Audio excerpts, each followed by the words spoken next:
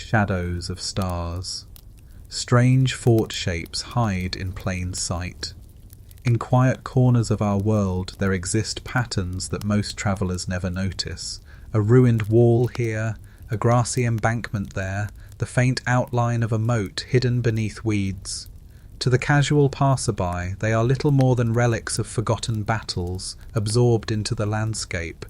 But seen from above, something extraordinary emerges.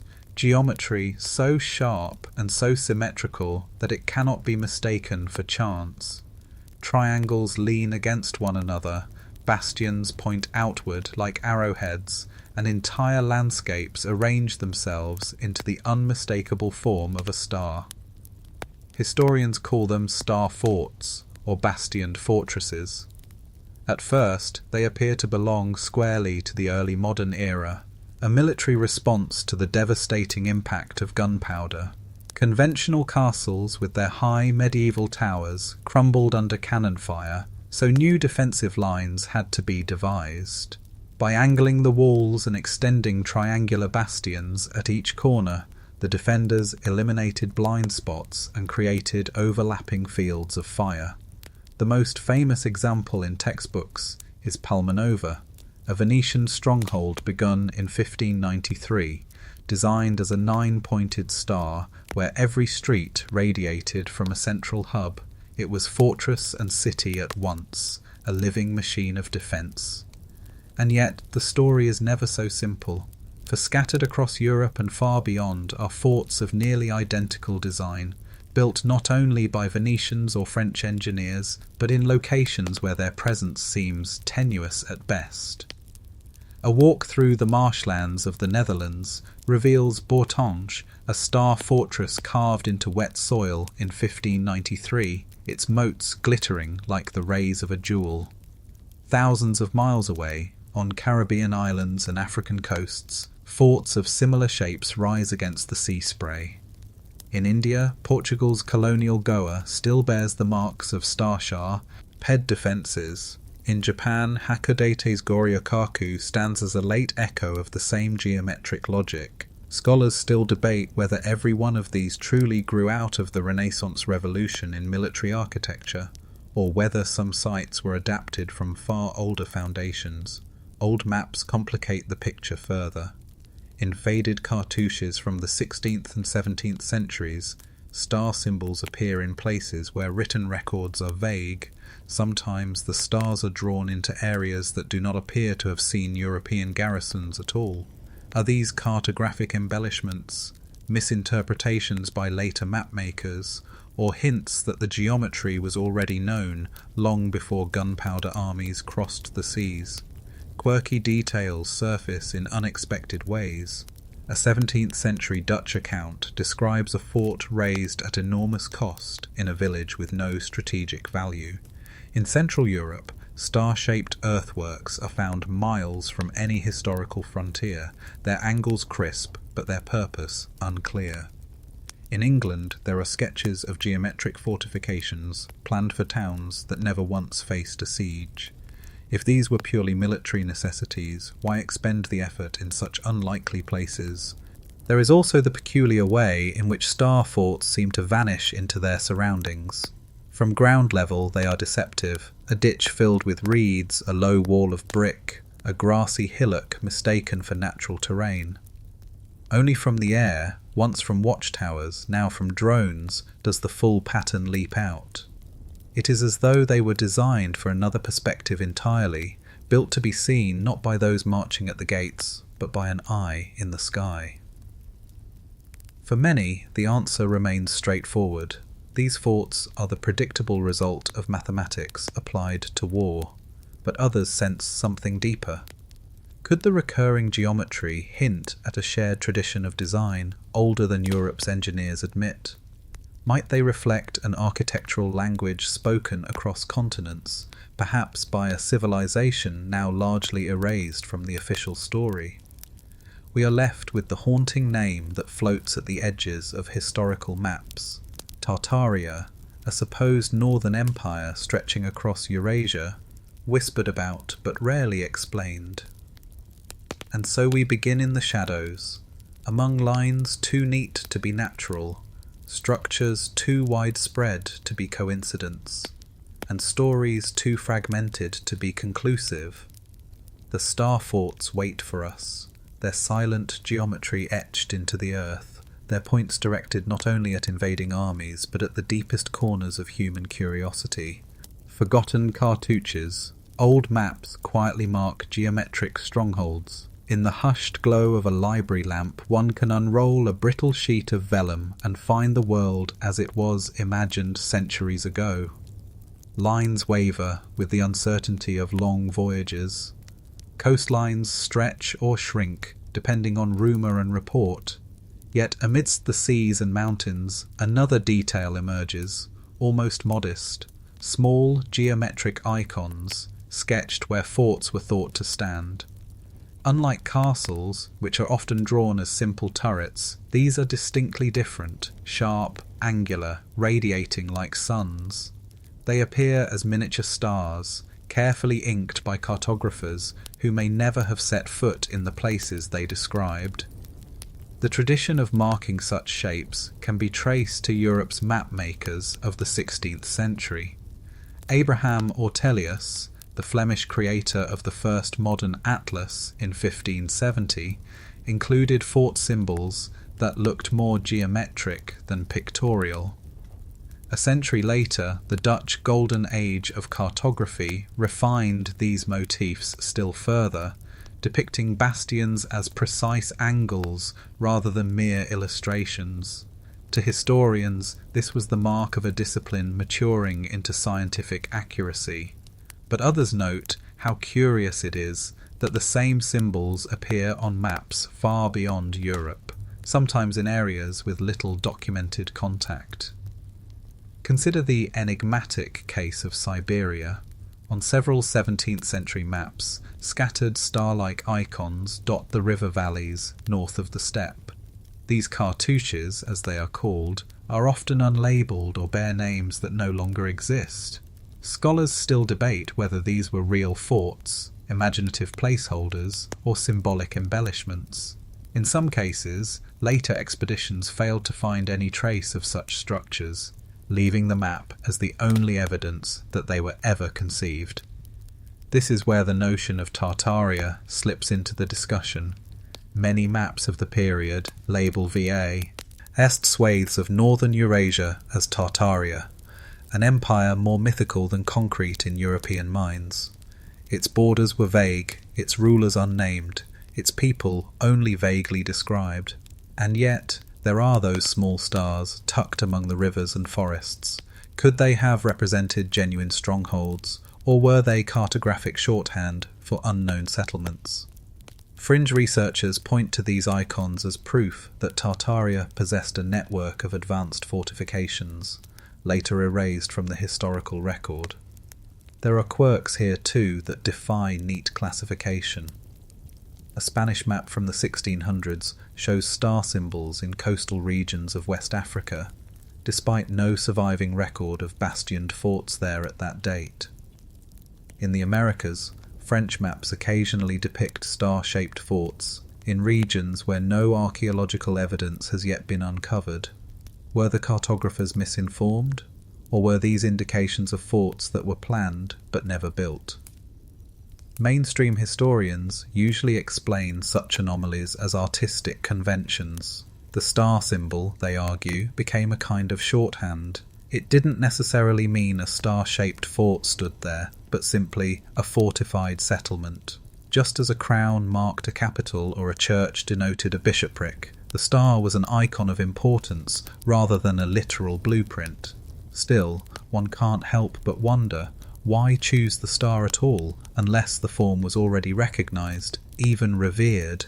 Modern eyes, peering over these maps in digitised collections, find themselves entranced by the patterns. The stars seem to cluster near trade routes, rivers and coastlines, yet some float in isolation. In a way, they mirror constellations, points connected only when someone chooses to draw the lines. As we move deeper into the story, these cartographic fragments remind us that history is always filtered through perception. Maps are not just records of geography, but expressions of power, imagination, and intent. They can preserve what no longer exists, or invent what never did. In the case of star forts, the cartouches serve as whispers from another age, tiny, angular suns inked onto parchment, guiding us toward questions that remain unanswered. Whispers in stone, builders left angles sharper than memory allows. Walk among the surviving walls of a star fort, and the first impression is not of romance or ruin, but of geometry, unyielding, exact, deliberate. The bastions jut outward like arrowheads, their tips forming knife-sharp angles. The curtain walls between them stretch taut as though drawn by compass and ruler. Even after centuries of weather and war, the lines remain unnervingly precise, suggesting a mind behind the stones more concerned with mathematics than with artistry. Take Bourtange in the Netherlands, raised in 1593 during the revolt against Spanish rule. Seen from the ground, it feels like a quiet village, its cobblestone streets curving toward canals fringed with reeds, but ascend into the sky, or simply open a satellite image, and its brilliance snaps into focus, a perfect star of 5 points, its moats and bridges arranged in symmetry so exact they could be mistaken for a modern surveyor's dream. Local legend holds that its builders aligned the bastions with celestial markers, though historians prefer to see it as pragmatic water management married to military engineering.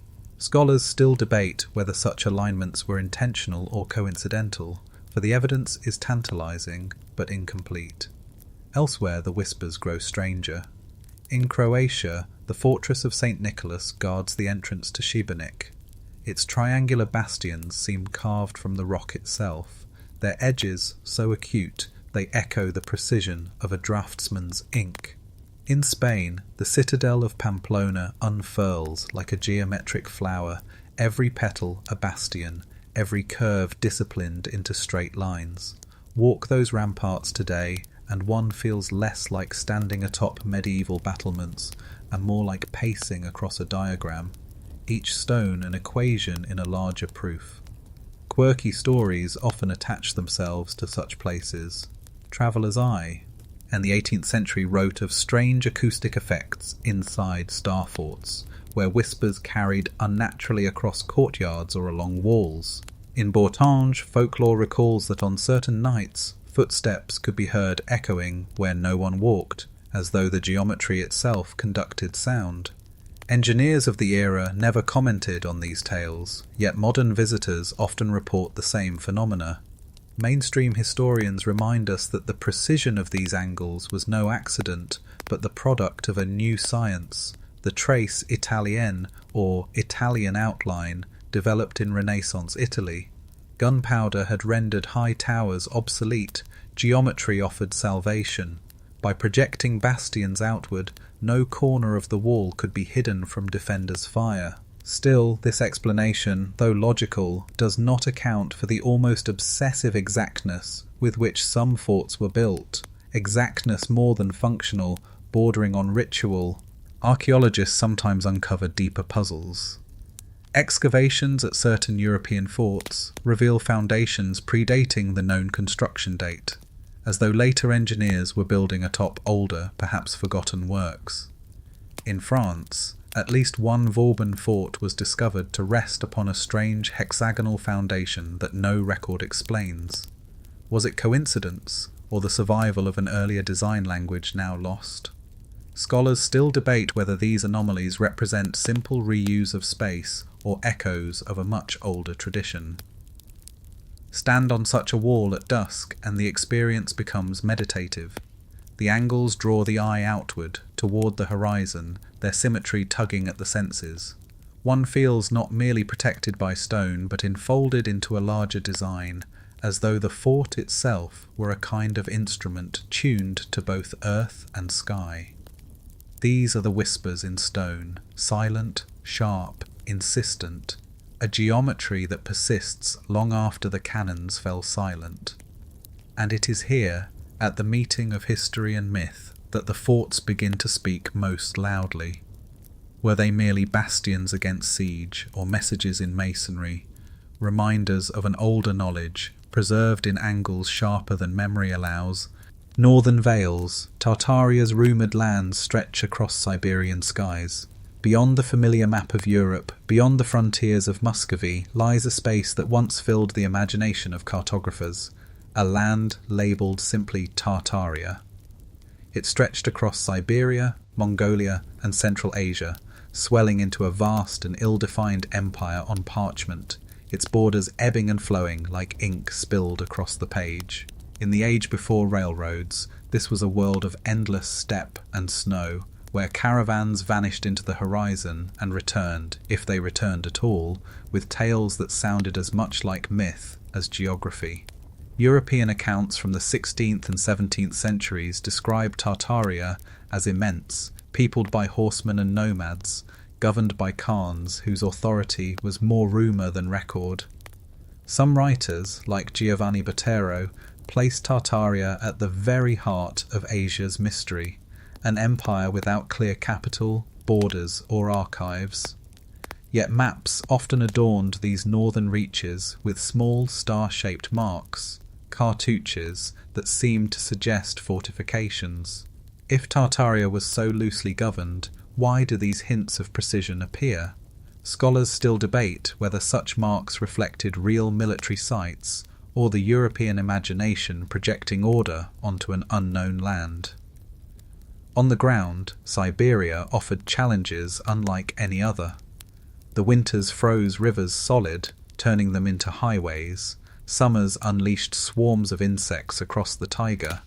Yet scattered among these extremes are earthworks and ruins, whose forms resemble bastioned forts. Near Tobolsk, early Russian settlers noted angular ramparts already etched into the ground, though they attributed them to their own pioneers. Further east, along the Lena River, explorers reported earthen walls that formed sharp, deliberate corners, not the rounded shapes nature prefers. Quirky reports from the 18th century even describe local peoples calling such places the cities of giants, as though the builders had belonged to a vanished race. Here lies the paradox. Conventional military history finds little reason for a dense network of forts in such remote, sparsely populated lands. Russia's gradual eastward expansion did raise wooden stockades, the ostrogs, but these were practical palisades, not intricate star-shaped bastions. Why, then, do some maps and reports hint at more elaborate structures? Was it simple error, cartographers copying symbols without first-hand knowledge, or were they reflecting a tradition whose origins lay deeper in time? Scholars still debate whether Tartaria's shadow hides genuine architecture or merely the projections of European minds trying to tame the unknown. Modern satellite imagery complicates matters further. From above, strange patterns appear in Siberia's soil, geometric outlines visible only in the thawing earth. Some align suspiciously with the shapes of bastions, though mainstream archaeologists caution that erosion, farming, or even natural features can mimic such designs. Fringe researchers argue otherwise. To them, these are the remnants of a hidden network, star-shaped citadels that once tied Tartaria together.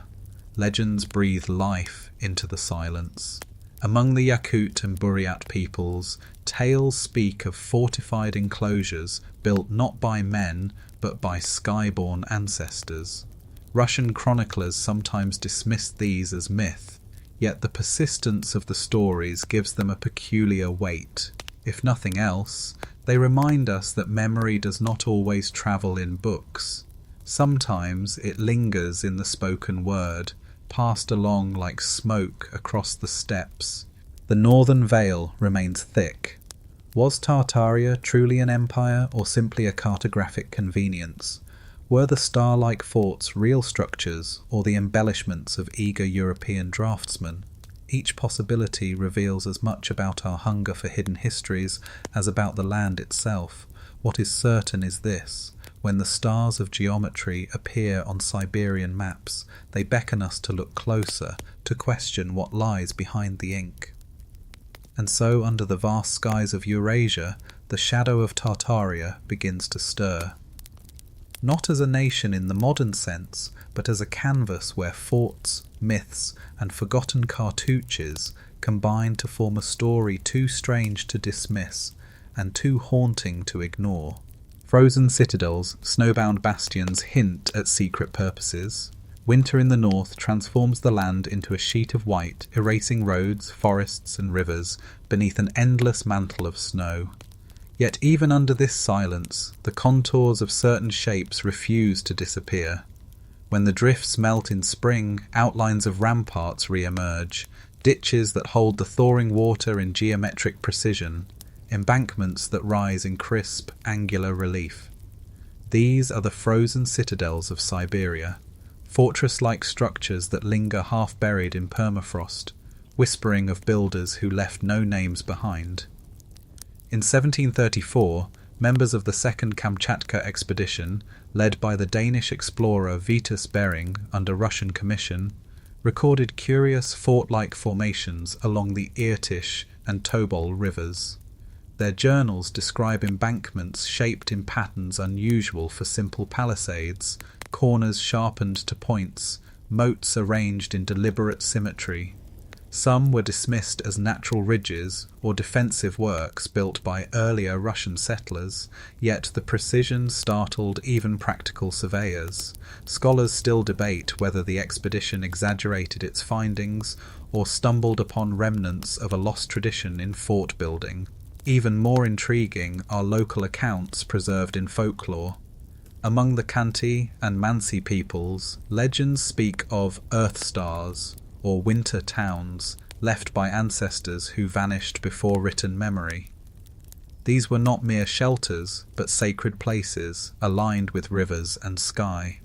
One 19th century ethnographer noted that communities refused to build directly atop such sites, fearing misfortune.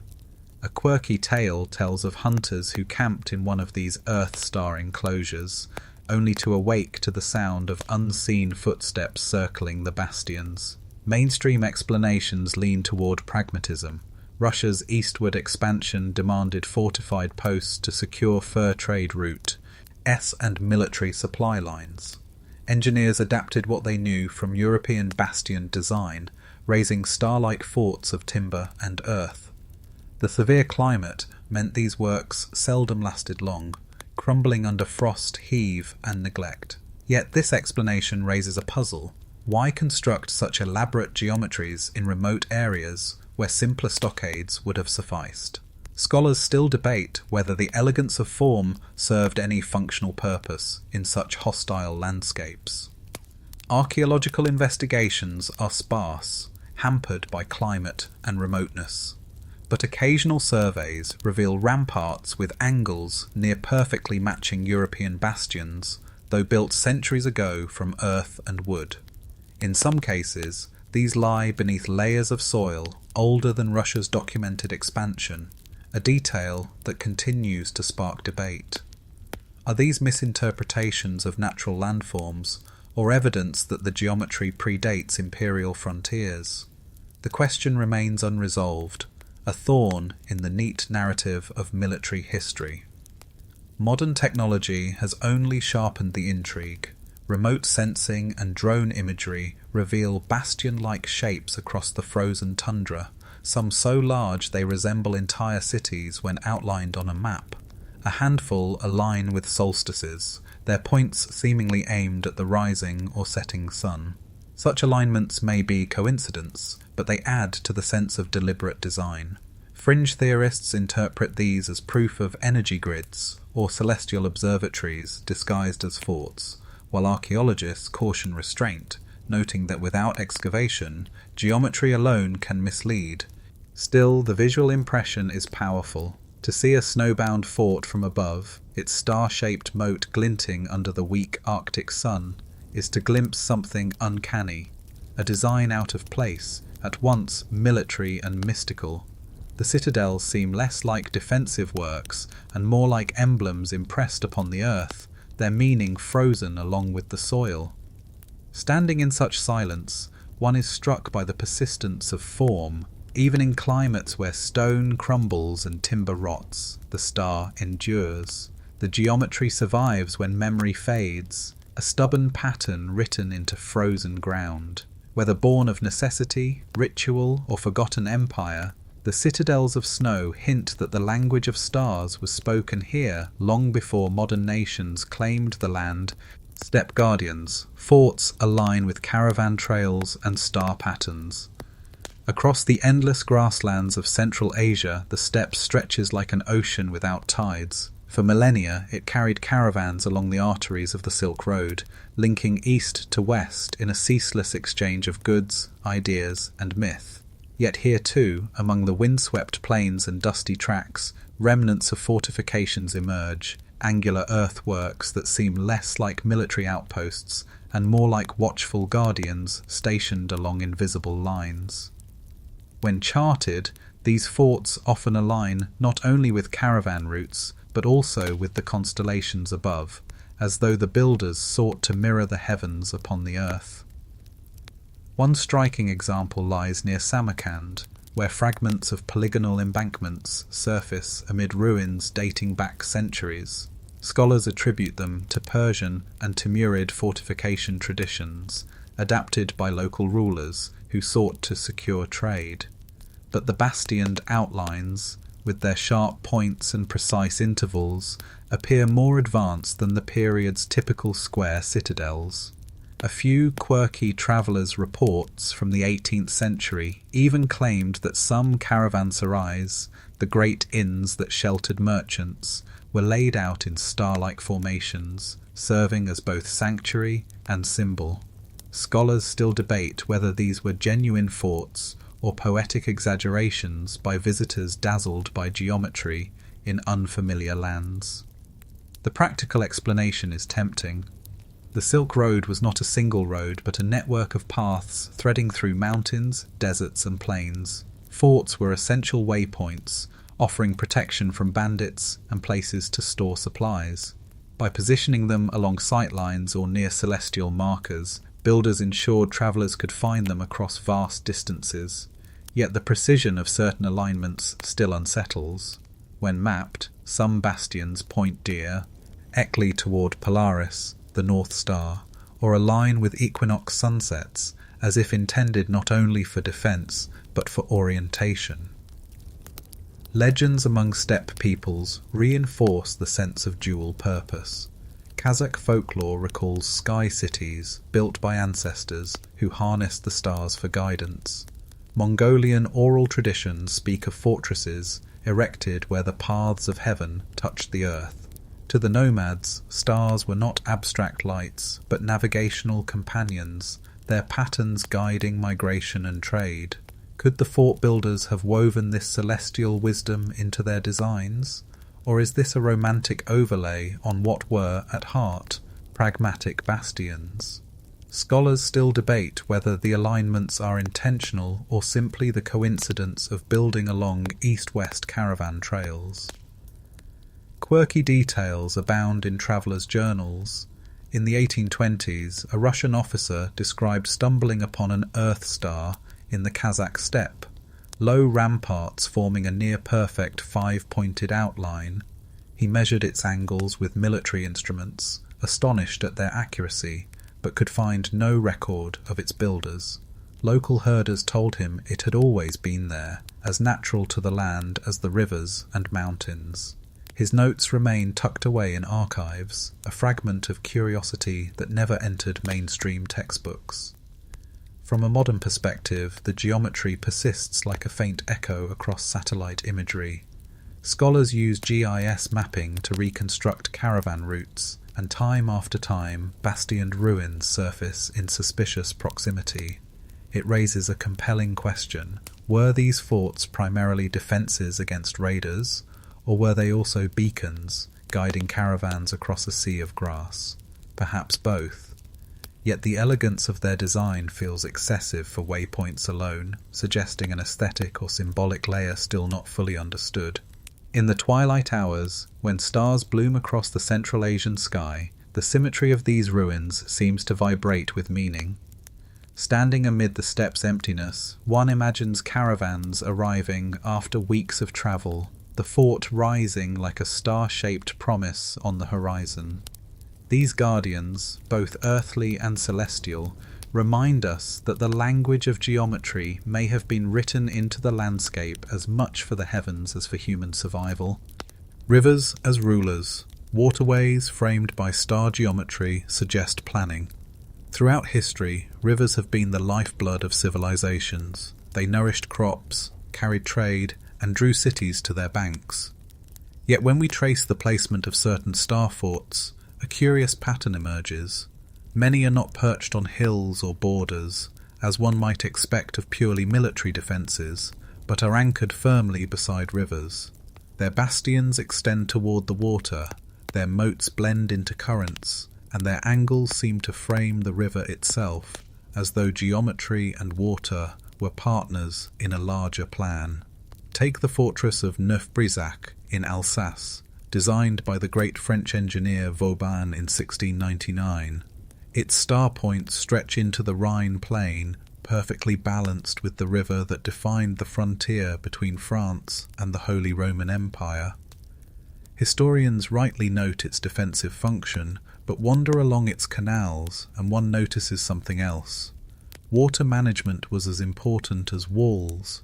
Channels were cut to control flow, moats filled and drained in harmony with the Rhine's rhythms. Scholars still debate whether such hydraulic precision was purely practical, or whether symbolic meaning lay hidden in the union of star geometry and water. Further afield, in India's Goa, the Portuguese built star-shaped forts whose bastions overlooked river mouths rather than landward approaches. From the ground, the choice appears obvious: control the water, control the trade. Yet aerial views reveal layouts that seem to enfold the rivers themselves into the design, as though the fort was not just protecting commerce but embracing the river as a central axis of its geometry. Quirky local legends describe some of these forts as river stars, guardians that watched over both earthly and spiritual currents. The Americas tell similar stories. In Florida, the Castillo de San Marcos at St. Augustine was laid out in star form on the banks of the Matanzas River. Built by the Spanish in 1672, its coquina stone bastions still stand, their angles pointing not merely toward potential attackers, but toward the river's flow. Early reports describe how its defenders flooded certain ditches to deter enemies, a blending of water and geometry that went beyond simple defense. Why this obsession with rivers? Mainstream explanations emphasize logistics. Rivers were highways for trade and supply, and forts needed to control them. But the consistency with which star forts embrace waterways raises deeper questions. In Europe, Asia, Africa, and the Americas alike, rivers and stars intertwine. Is it coincidence born of strategy, or a universal recognition that water and geometry together hold power? Scholars still debate whether river placement was solely defensive necessity, or part of a symbolic blueprint that tied forts to natural energy lines. Archaeological surveys reveal telling details. In some cases, the angles of bastions align with the bend of a river rather than the expected military orientation toward likely attack routes. At Fort Bourtange in the Netherlands, canals were sculpted into a perfect star, not merely for defence, but to integrate with the marshy waters surrounding it. At Palmanova in Italy, though inland, engineers constructed radial canals that mimic rivers, creating artificial waterways to complement the city's star. Quirky anecdotes hint at a ritual dimension. In 18th century France, records describe ceremonies of water opening when star forts were inaugurated, where rivers were ceremonially allowed to flow into moats as a symbolic act of blessing. Elsewhere, chroniclers noted uncanny echoes, how star forts reflected constellations above and mirrored waterways below, becoming mediators between heaven and earth. From the air today, the impression is striking. A river snakes across the land, and there, Hugging its banks, a star fort blooms like a geometric flower. One wonders if the fort was meant not only to repel armies, but to declare mastery over nature itself, or perhaps to harmonize with it, drawing power from the eternal flow of water.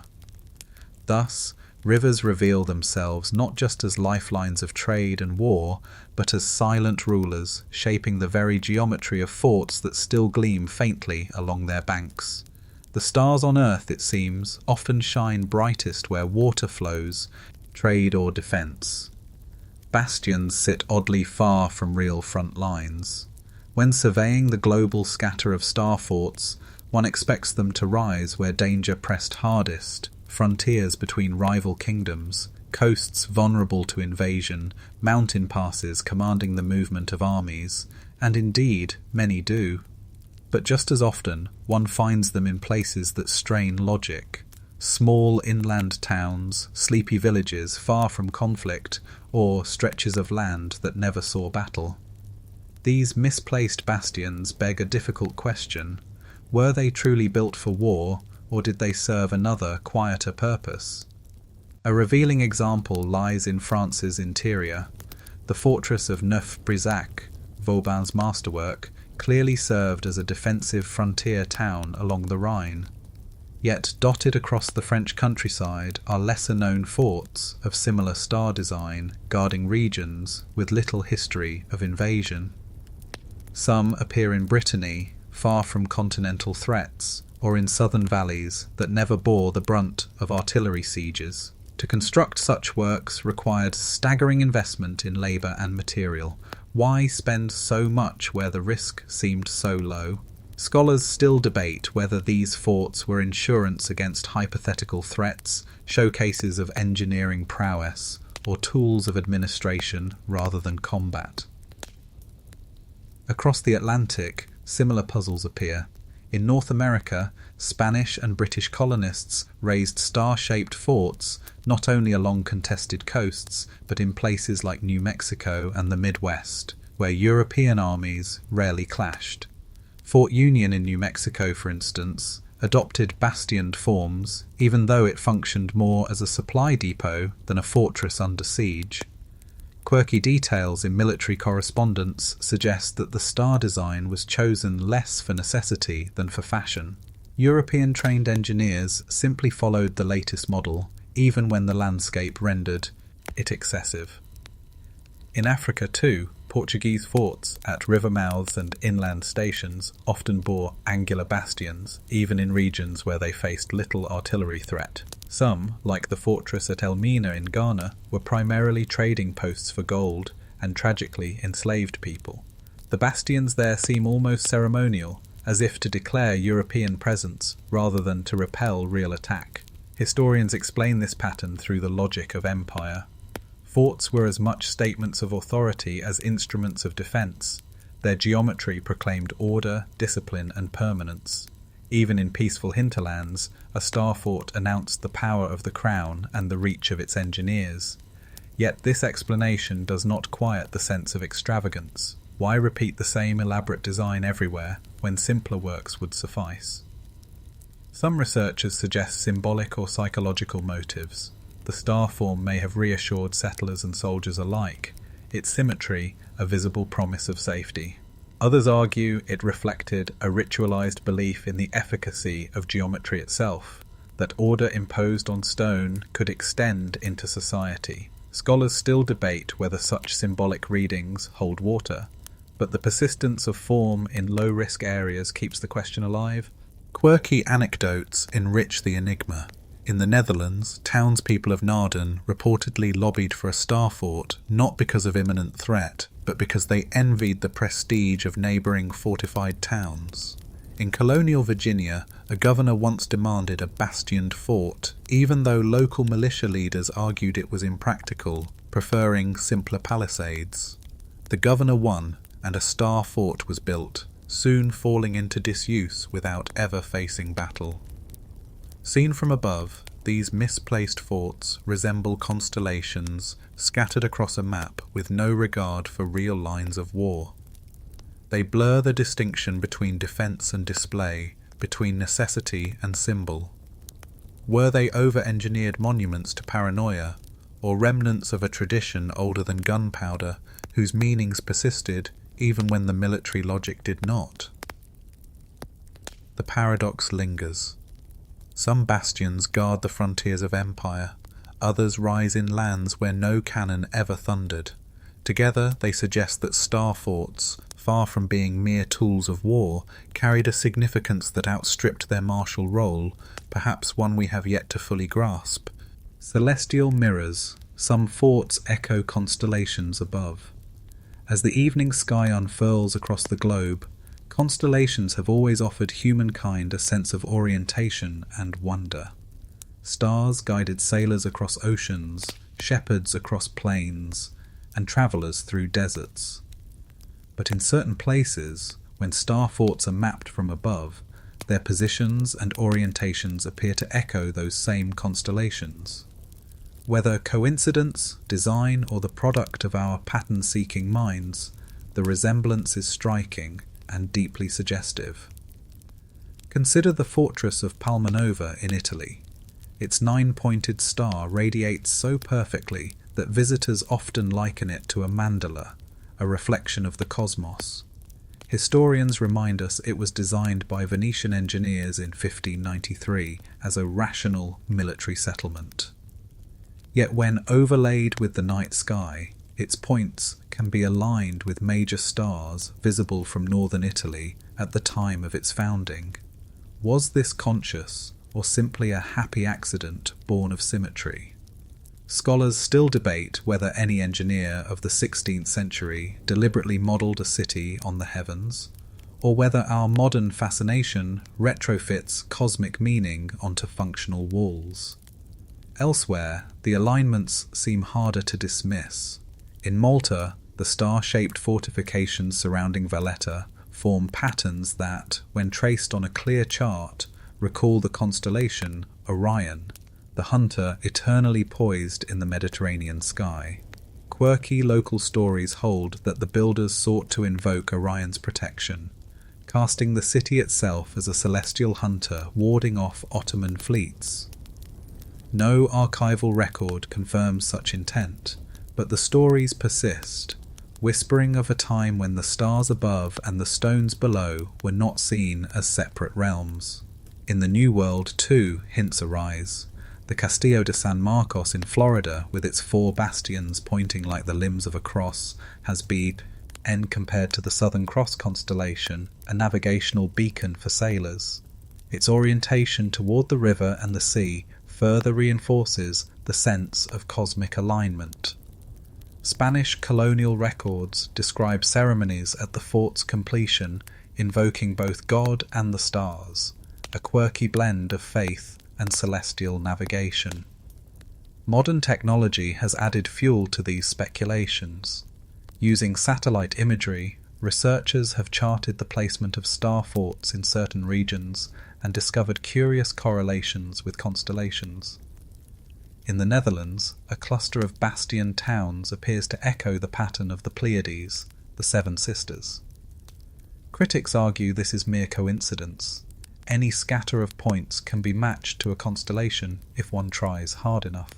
Still, the precision in certain cases seems deliberate, and scholars still debate whether the builders were influenced by celestial maps as much as by military manuals.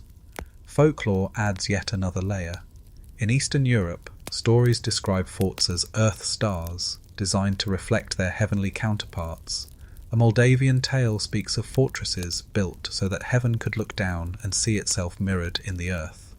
Such tales may be romantic inventions, but they reveal how deeply people associated these angular forms with the sky. The symbolism is powerful. Stars in the heavens represented permanence, guidance, and divine order. To mirror them in stone was to claim those qualities for earthly cities and fortresses. Whether for defense, prestige, or spiritual resonance, the choice of form carried meaning beyond cannon and gunpowder. Walk the ramparts of a star fort under a clear night sky, and the impression is inescapable. The bastions point outward like rays of light, tracing lines that seem to continue upward into constellations. In that moment, the fort is no longer a fortress, but a bridge between worlds, uniting the heavens and the earth through geometry. Perhaps this was always the point, or perhaps it is only what we, centuries later, choose to see. Either way, the reflection remains, shimmering like a celestial mirror carved into the ground. Echoes in legend. Folk tales remember fort builders as giants or magicians. Long after cannon fire fell silent, the bastioned walls of star forts lived on in story. Villagers walking their livestock past moss-covered ramparts would tell their children tales of who built these strange, star-shaped structures. Rarely were those stories about soldiers or engineers. Instead, the credit went to beings larger than life, giants who strode the earth in ancient times, magicians who shaped stone with chance, or forgotten kings whose knowledge rivaled the heavens. In these echoes of legend, we find a cultural memory that hints at meanings far beyond military necessity. In the Netherlands, farmers once explained the perfect angles of Bourtange, not as Venetian design, but as the handiwork of reusachtige mannen, giants who carved the land with their enormous tools. Similarly, in parts of Eastern Europe, star-shaped earthworks were said to be castles of the old gods, places where supernatural beings once lived before humans inherited the world. Scholars still debate whether such legends arose from genuine cultural memory of ancient structures or from the natural human instinct to mythologize the unfamiliar. Across the Atlantic, Native American traditions around certain colonial forts sometimes wove them into existing mythologies. At St. Augustine in Florida, some oral accounts describe the Spanish Star Fort as a place where spirits gathered. Its angular points seen not as military features, but as spiritual arrows warding off darkness. Though filtered through the trauma of colonization, such stories reveal how indigenous communities made sense of the alien geometry imposed on their lands. Quirky anecdotes abound in travel literature. In the 18th century, a French visitor to a Polish star fort recorded locals insisting it had been built overnight by a magician who vanished hen, the cock crowed. In Siberia, explorers heard of white ghosts who constructed Earth-star enclosures before vanishing into the sky. These accounts, dismissed as fanciful at the time, now form a fascinating patchwork of folklore around the forts. Mainstream historians interpret such stories as the inevitable myth-making that arises when complex architecture outlives its original context. After all, even Roman aqueducts were attributed to giants in medieval lore. And yet, the persistence of these tales, across continents and cultures, leaves an impression that star forts were always perceived as something extraordinary, even uncanny. Scholars still debate whether legends preserve faint echoes of forgotten builders, or whether they simply reflect awe in the face of alien forms. There are, too, curious overlaps with sacred traditions. In parts of India, star-shaped forts built by the Portuguese were folded into Hindu cosmologies. Locals associated their radiant designs with mandalas, cosmic diagrams of divine order. In West Africa, the angular forts raised by Europeans along the coast were reinterpreted as dwellings of river spirits, blending foreign walls into native spiritual landscapes. Such reinterpretations suggest that geometry, far from being neutral, invited symbolic readings wherever it appeared. The idea of giants is especially enduring. In Ireland, star-shaped earthworks, though often later than medieval times, are still sometimes linked in popular lore to the legendary race of Fomorians, ancient giants who battled gods in myth. In Siberia, the Yakut told of fortress-like enclosures raised by beings so tall they could step across moats in a single stride. Whether coincidence or cross-cultural archetype, the association between stars on the ground and larger-than-life builders appears again and again. At twilight, standing within such a fort, one can almost understand why. The bastions extend outward in silent symmetry, the walls wrap around like a cosmic diagram, and the sheer scale dwarfs the ordinary human figure. It is easy to imagine giants pacing these ramparts, or magicians inscribing their spells into the earth.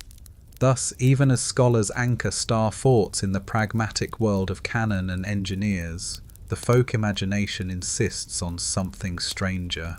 Legends echo through the stones, reminding us that for many, these were never just forts. They were marvels, mysteries, or monuments left by beings beyond the ordinary scope of human history. Drums of empire, expansionist powers adopt and adapt star shapes. By the dawn of the 17th century, the star fort was no longer a curiosity of Italian design, it was the badge of empire. Across Europe, monarchs and ministers recognized that to control territory meant more than raising armies. It required anchoring power in stone. Bastioned forts, with their angular elegance and mathematical rigour, became the architecture of dominance. Wherever imperial drums sounded, on the Rhine, in the Caribbean, along the African coast, or in the East Indies, the silhouette of a star was sure to follow. The French engineer Sébastien Leprestre de Vauban embodies this age. In the service of Louis XIV, he designed or modernised more than 150 fortresses across France. His works, like the fortress of Neuf-Brissac, turned the star fort into an art form, both beautiful and brutally effective. At their height, these bastioned walls allowed France to hold its borders against coalitions of enemies. Mainstream historians often describe Vauban's system as the pinnacle of military engineering, yet scholars still debate whether his genius was wholly original or whether he drew, consciously or unconsciously, from older traditions whose geometric wisdom predated him. Meanwhile, Spain carried the star to the Americas.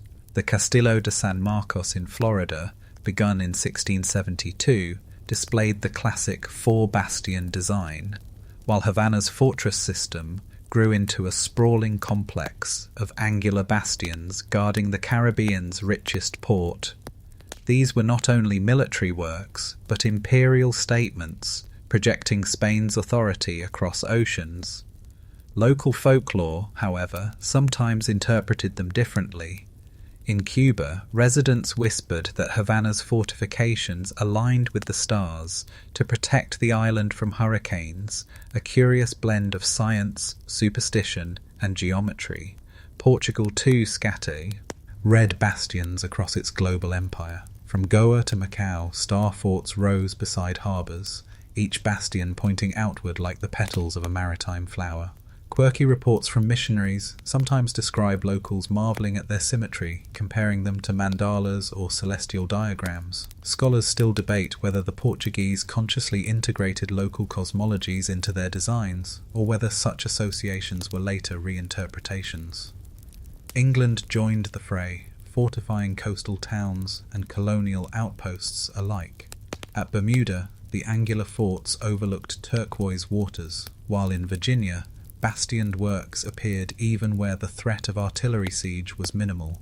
The design had become fashionable, a military aesthetic, as much as a practical necessity. One 17th century English governor even declared that a fort not shaped like a star is but half a fort, a statement that reveals both the prestige and the rigidity of the form. Africa saw similar imprints. Along the Gold Coast, Europeans raised star-shaped forts to control trade, and, tragically, the transatlantic slave routes.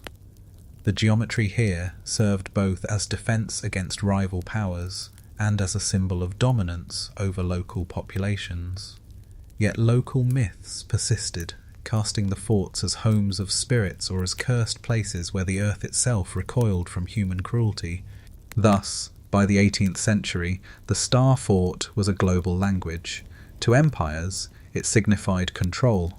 To locals, it often appeared as an alien symbol that demanded explanation. Some saw it as a flower of stone, others as a star fallen to earth. Whether admired or feared, the design carried weight beyond cannon fire. At the same time, critics were emerging. A few military thinkers argued that the complexity of construction drained resources without always yielding proportionate advantages. Others questioned whether the obsession with geometry blinded rulers to simpler, cheaper forms of defense. Yet the forts kept rising, their bastions unfurling like imperial signatures across continents. Scholars still debate whether this global spread was simply the inertia of empire, or whether deeper symbolic reasons compelled powers to replicate the star wherever they went. What is undeniable is that by this stage, the bastioned fortress had become the drumbeat of empire, a rhythm hammered into landscapes from Europe to Asia, an emblem of rule as much as a response to war. Artillery age, cannons rewrite architecture, or so textbooks insist. The official story of the Star Fort begins with thunder. In the 15th century, the arrival of gunpowder cannons shattered the certainties of medieval warfare. High stone walls, once thought unassailable, collapsed under sustained bombardment. Mighty castles that had stood for centuries could be reduced in days. The age of towers and crenellations was over, replaced by a new architectural language dictated by the roar of artillery, or so the textbooks tell us. In Italy, where gunpowder warfare first struck hardest, military architects pioneered what became known as the Tres Italienne, the Italian outline. Rather than soaring vertical towers, they built low, thick ramparts of earth, faced with stone, angled to absorb and deflect cannon fire. Bastions projected outward at sharp corners, ensuring defenders could sweep the ground with enfilading fire. This was military geometry, the fortress as a machine designed not to impress but to survive. Palmanova, founded by Venice in 1593, is the most famous expression of this revolution. Its nine-pointed design enclosed a planned city, the very streets radiating like spokes from a central hub. Military historians describe it as rationality embodied in stone, an urban fortress built to resist siege and symbolize order. Yet here lies the puzzle. Palmanova never once endured the massive artillery siege it was designed for. Quirky anecdotes reveal that its inhabitants, far from feeling secure, often complained about its rigid layout and empty grandeur. Scholars still debate whether such cities were truly built for war, or whether they served as utopian experiments dressed in military garb. Across Europe, the pattern spread. In France, Sébastien Le Prestre de Vauban perfected the system under Louis XIV, crafting a belt of star forts so formidable that contemporary Ares nicknamed them the Iron Frontier. In Spain, bastions sprouted along coasts and colonies. England and the Netherlands followed suit. Textbooks emphasize this as the logical technological response to artillery. Yet the sheer aesthetic perfection of these forts raises questions. Did necessity alone create such symmetry, or was something else guiding the hand of the architects? Even the details do not always align with pragmatism. In some forts, bastions are so numerous or elaborately angled that they exceed practical defensive needs. In others, the geometry appears to echo symbolic shapes, a hexagram here, a mandala-like pattern there. A few fringe researchers argue that the artillery explanation is too neat, a convenient story that masks deeper origins. Scholars still debate whether the bastion's form was purely utilitarian, or whether symbolic and ritualistic meanings lingered beneath the surface. Quirky tales from the era hint at ambiguity. In Florence, one duke supposedly instructed his architect to design a fortress pleasing to God as well as to cannon. In Antwerp, townsfolk nicknamed a new star fort the Heavenly Flower, not the cannon-proof bastion. These stray remarks remind us that people did not always see geometry only through the lens of war. Meanwhile, outside Europe, the adoption of bastions followed imperial expansion. Colonial forts in the Americas, Africa, and Asia repeated the star design even where artillery threats were minimal. A paradox emerges. If artillery drove the shape, why do star forts rise in places where cannons were rare? Scholars still debate whether this was inertia, engineers applying a fashionable model everywhere, or whether the form carried symbolic authority that transcended its supposed purpose. Thus, the artillery age may explain the how of star forts but not entirely the why. Cannons certainly changed architecture, but the global repetition of the star suggests a deeper fascination. Were these forts simply shields against gunpowder, or were they also emblems of harmony, order, and cosmic reflection? Ideas too easily brushed aside by pragmatic textbooks. The bastions remain, silent in stone, reminding us that even in the age of artillery, architecture spoke not only of survival but of something more enduring, the human longing to inscribe meaning onto the earth. Hidden tunnels, excavations uncover chambers with no military purpose. Beneath the clean geometry of star forts, another world often waits in shadow. Archaeologists digging into their ramparts and courtyards sometimes stumble upon features that resist straightforward explanation: vaulted tunnels stretching nowhere, chambers buried deep under bastions, passages sealed off since their construction. If star forts were purely machines of defense, why include spaces that seem to serve no military function at all? In Italy, excavations at Palmanova have revealed a labyrinth of subterranean corridors. Some clearly served as powder magazines or escape routes, but others appear puzzling: narrow tunnels that dead-end, chambers with no ventilation, alcoves too small for storage, yet too deliberate to be accidental. A quirky anecdote comes from a 19th century restoration, when workers broke through a wall in Palmanova and found a hidden chamber containing nothing but a carved stone star set into the floor. The artifact was quickly moved to a museum, but its purpose remains unclear. Scholars still debate whether such features were symbolic insertions or misunderstood utilities. In the Netherlands, Bourtange's layers of earth conceal similar surprises. During modern renovations, archaeologists discovered water tunnels that seem to have been engineered not merely for draining moats, but for redirecting water in complex patterns. Some channels led nowhere, as though designed for experiments or rituals, rather than practical defense. Folklore in the region even claimed that the fort drinks the river, hinting at a perception that water flowed through hidden veins beneath the earthworks. Elsewhere, the mysteries deepen. In Portugal's colonial Goa, surveys of old star forts uncovered underground rooms lined with tiles, far too ornate for ammunition storage. Local oral tradition insight. Instead, these were prayer chambers or initiation halls, places where the geometry of the fort connected with spiritual rites.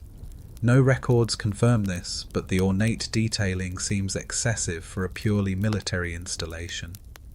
Scholars still debate whether these chambers reflect religious syncretism or are later embellishments mistakenly attributed to the original builders. Quirky tales abound in military lore. In France, soldiers stationed at Vauban's forts whispered of endless corridors beneath the walls, some said to lead miles into the countryside. One legend claims that a tunnel from the citadel of Besançon extended to a monastery 5 kilometers away. Though historians dismiss these stories as exaggeration, exploratory surveys have indeed uncovered collapsed galleries that stretch far beyond expected limits. Even in the New World, hidden spaces appear. At Castillo de San Marcos in Florida, archaeologists discovered sealed rooms containing carved inscriptions and symbols unrelated to Spanish colonial iconography. Some appeared more Masonic than military, fueling speculation about secret societies leaving their marks within the fortress. Whether true or fanciful, these finds highlight the strangeness of subterranean spaces that official histories rarely mention. Mainstream explanations emphasize practical needs: storage, drainage, concealment. Yet the sheer variety of underground forms, especially those that seem to serve no clear function, invites alternative interpretations. Were some tunnels designed for rituals, for astronomy, or for symbolic routes beneath the star blossoming on the surface? Scholars still debate whether such features are anomalies, accidents of restoration, or intentional mysteries. Standing in one of these tunnels today, torchlight flickering against damp stone, the silence is profound. The walls amplify sound strangely, whispers carrying. Farther than expected, one feels enclosed not merely in architecture but in intention, a design meant to shape experience, not just resist cannon fire. Perhaps these hidden passages remind us that star forts were not only about what stood above ground, they were layered creations, their true meanings partly buried, waiting for us to dig deeper. In their tunnels and chambers, the forts seem to guard not just the people who once defended them, but secrets carved into the very earth. Magnetic whispers, compasses, behave oddly near some ruined bastions. Among the many curiosities linked with star forts, one stands out as especially strange: the way compasses sometimes misbehave within their walls. Travellers, soldiers, and modern-day explorers alike have reported needles twitching, drifting, or spinning unpredictably when brought into certain bastioned ruins. For structures supposedly designed only for cannon warfare, the idea that they might also interfere with navigation adds a layer of mystery that conventional explanations struggle to address. Take the fortress of Naarden in the Netherlands. By the 19th century, long after its military importance had faded, surveyors noted anomalies in their instruments when mapping its moats and ramparts. Some attributed the quirks to buried iron fittings, others to the waterlogged soil. But the irregularities were real enough that official measurements occasionally had to be recalibrated outside the fort. Quirky local folklore added its own twist, insisting that the star pulls the needle, as if the geometry itself exerted a subtle force. Scholars still debate whether these reports reflect genuine geomagnetic peculiarities or simply the difficulties of early instruments. In Malta, near the star-shaped walls of Valletta, sailors once warned each other to be cautious when taking compass bearings too close to shore. Some said the fort's bastions bent the arrow of the sea compass, though historians point out that Malta's bedrock contains veins of magnetite that could explain local disturbances. Even so, the persistence of the legend raises questions about whether builders deliberately chose such sites for their geomagnetic properties. The phenomenon is not limited to Europe. At Castillo de San Marcos in Florida, amateur investigators in the 20th century claimed that compasses spun erratically in certain ions, particularly during stormy weather. Official studies found nothing conclusive, yet the anecdote continues to circulate in local ghost tours, reinforcing the fort's aura of strangeness.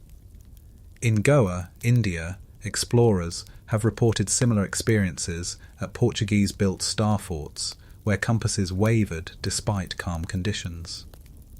Mainstream science offers straightforward answers. Variations in soil composition, underground iron deposits, or even structural materials could interfere with magnetic instruments. In some cases, modern steel reinforcements added during restorations may play a role. Yet skeptics caution against overgeneralizing. If these anomalies were merely geological, why do they cluster so persistently at star forts across such diverse regions? Scholars still debate whether the consistency of reports points to coincidence, selective memory, or a forgotten aspect of site selection.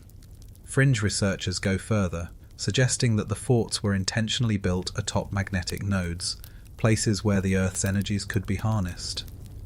In their view, the bastions were not only defensive structures, but amplifiers of natural forces, the star shape chosen for its ability to focus and direct currents. Such theories remain speculative, but they echo the mystique surrounding geomancy and sacred geography in many cultures. Quirky stories reinforce the allure.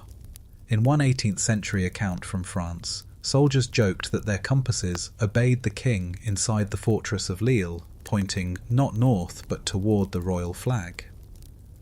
While clearly tongue-in-cheek, the story reflects an awareness of anomalies strong enough to spark humour. In Eastern Europe, legends told of forts whose geometry could confuse the iron bird, a phrase later interpreted as a folkloric anticipation of compasses failing. Standing on a bastion today, compass in hand, the needle may waver, or it may remain steady. The mystery lies not only in the physical phenomenon, but in its persistence as a theme across centuries and continents. Were these disturbances purely natural quirks, or were the builders attuned to forces we have since forgotten how to measure? Whatever the answer, the forts whisper through their magnetism as much as through their stones. They remind us that geometry is not always inert, that sometimes the very ground beneath our feet hums with forces that bend even the instruments of reason. Clockwork layouts. Forts measure time through shadows and solstices. Walk through a star fort at dawn, and the first rays of sunlight spill across its bastions with uncanny precision. Long shadows stretch along the walls, sometimes landing exactly on central avenues or gatehouses. By noon, the geometry becomes a sundial, angles catching and dividing the light in a way that feels deliberate. At sunset, the pattern repeats, shadows pointing outward like hands on a clock. Was this mere coincidence, or were these forts designed as instruments of time as well as machines of war? One striking case emerges in Palmanova, Italy. The city's radial streets, when traced against the sun's path, align with solstitial angles. Each year, the sunrise on the summer solstice pours directly through one of its gates, illuminating the piazza at the heart of the star. Historians argue that this was symbolic urban planning intended to connect civic life with celestial cycles. Yet fringe voices insist the alignment hints at deeper knowledge. Perhaps the forts were functioning calendars as much as fortifications. Scholars still debate whether these alignments were intentional or happy accidents of geometry. Elsewhere, quirks multiply. At Neuf-Brisach in France, observers in the 19th century noted how shadows of bastions fell at consistent angles during equinox days, creating a kind of visual clock. Some engineers even remarked that the design could help regulate guard rotations, the sun itself dictating time within the fortress. Local anecdotes tell of residents using shadow lines on walls to track planting and harvest seasons, treating the fort not merely as defence but as a kind of agricultural almanac.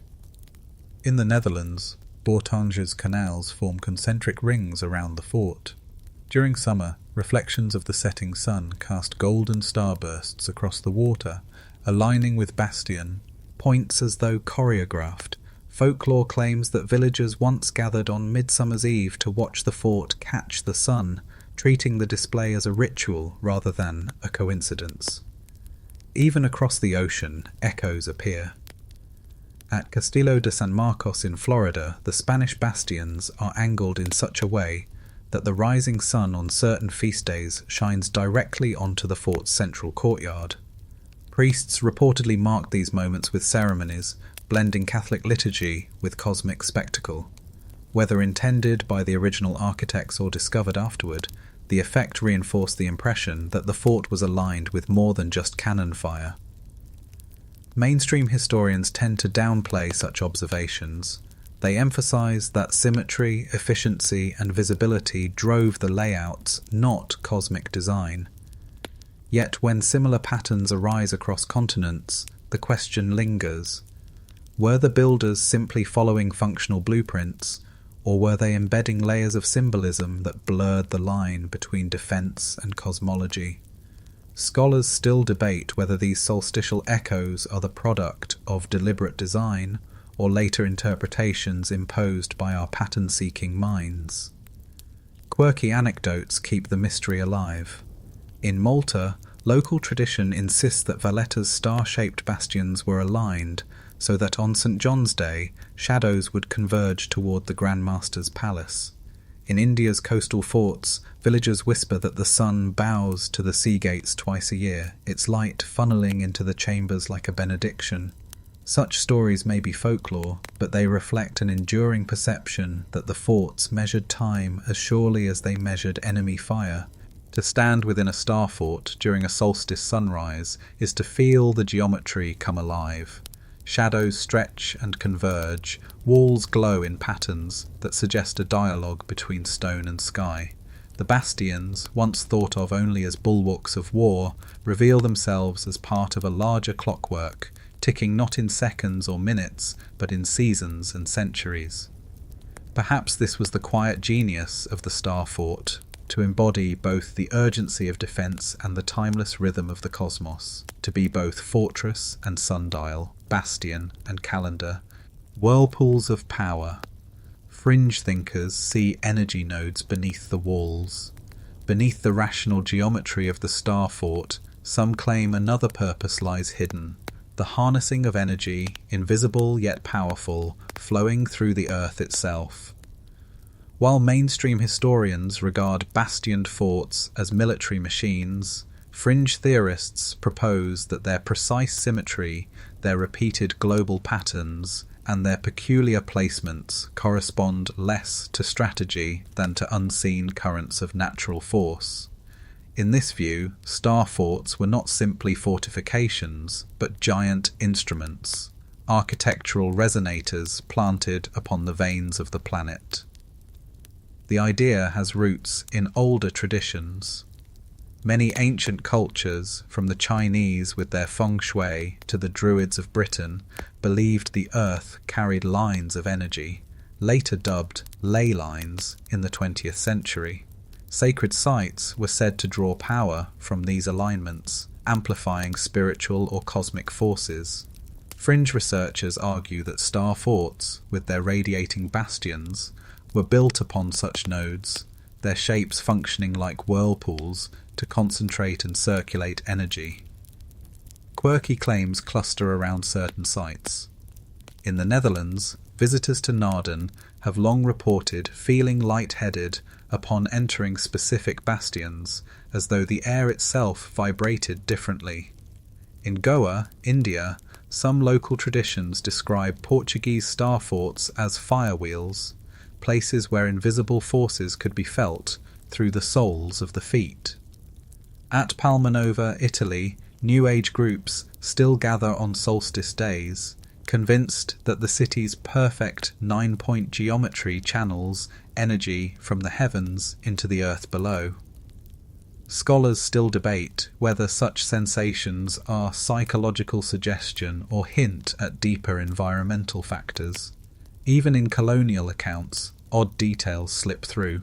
A Spanish priest at Havana's star fort noted in his diary that candles burned more fiercely within certain chambers, their flames leaning in one direction despite a lack of wind. In France, soldiers joked that the ground hums inside Vauban's citadels, though no one could explain why. Dismissing these as coincidences is easy, but the repetition across centuries and continents keeps the speculation alive. Mainstream explanations remain grounded. The fort's symmetry was practical, ensuring overlapping fields of fire and efficient supply lines. As for sensations of energy, modern science points to magnetism, underground water, or simply human imagination stirred by unusual architecture. Yet critics of this view counter.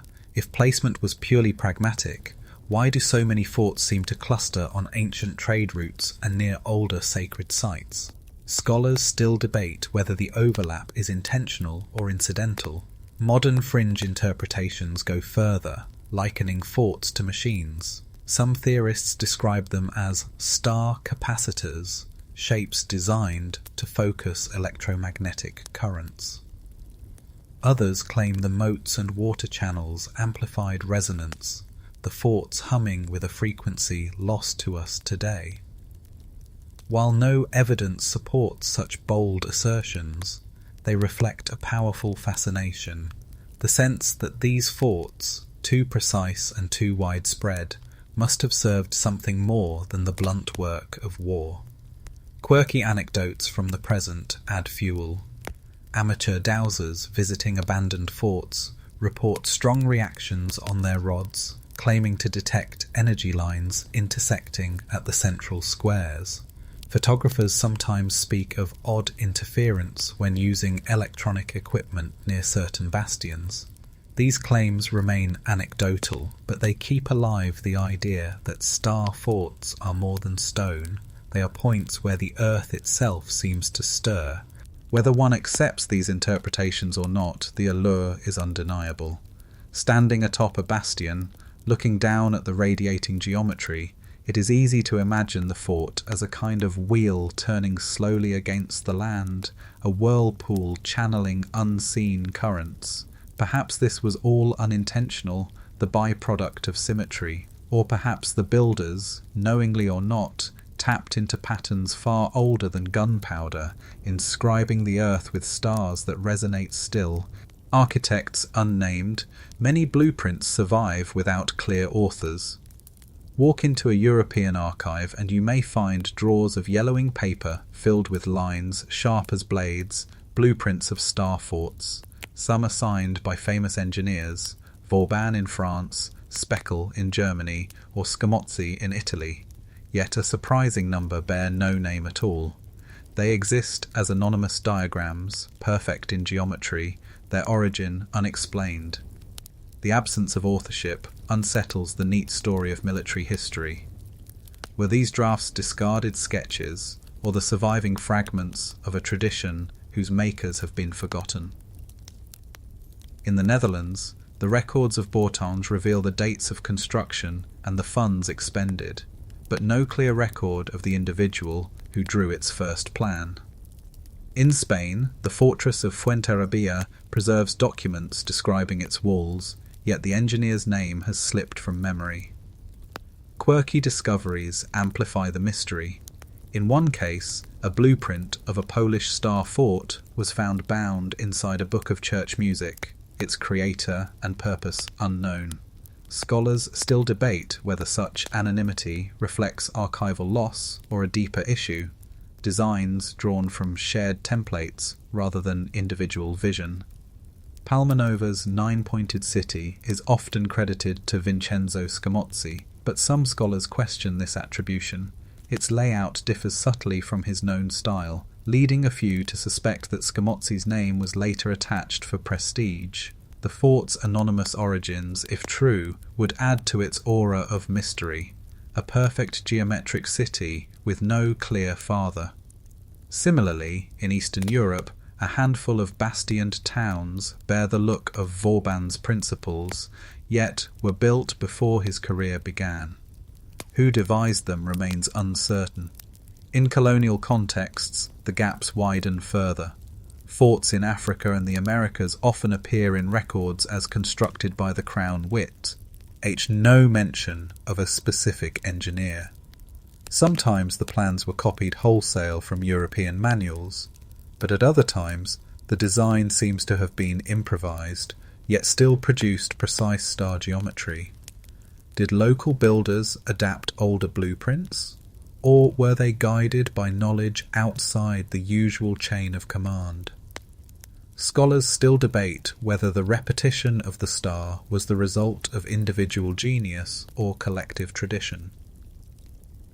Quirky anecdotes persist. In Goa, a set of anonymous plans for Portuguese forts was discovered in the 20th century, drawn on palm leaves rather than paper. Their diagrams matched surviving stone structures almost exactly, yet no European signature appeared. Were these the work of local artisans trained in European methods, or evidence of a parallel design tradition? Similarly, in Siberia, explorers once uncovered crude sketches of star-shaped enclosures carved onto birch bark. Their style suggested indigenous origin, but their form echoed European bastions. Mainstream historians argue that the anonymity is unsurprising. Fortification manuals circulated widely in the 16th and 17th centuries, and many engineers borrowed from standard models. An unsigned plan could simply be the product of a junior officer or a draftsman whose name was never recorded. Yet the sheer precision of these works, coupled with their frequency across archives, fuels speculation. If they were so standardized, who first codified the template? Scholars still debate whether a single lineage of engineers spread the design globally, or whether the origins are more diffuse. To stand before these anonymous plans today is to feel a ghostly presence. The ink lines radiate outward like beams of light, bastions sharp and deliberate. But the hand that held the compass and pen has vanished. Were these men forgotten professionals, overshadowed by their patrons, or did the design flow from sources so ancient that attribution was unnecessary? In the silence of the archives, the forts speak without voices, their blueprints unsigned yet undeniable. They remind us that history is not always written by individuals. Sometimes it is written by geometry itself, a language that transcends names, leaving behind only stars etched in paper and stone. Sudden vanishings, entire fort towns disappear from later maps.